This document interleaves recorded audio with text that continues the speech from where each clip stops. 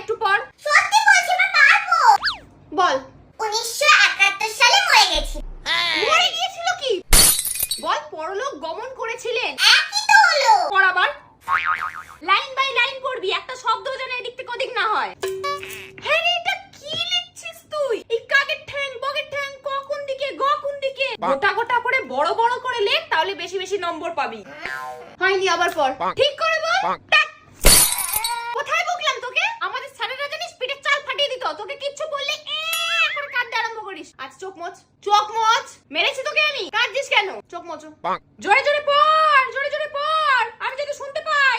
আবার টয়লেট পেয়েছে। কোথায় গেলি রে? বাথরুমে ঘুমিয়ে পড়লি নাকি? সোজা হয়ে বস। পাটা দেওয়ালে উঠে যাচ্ছে কেন তোর? নামটা বল দেখি।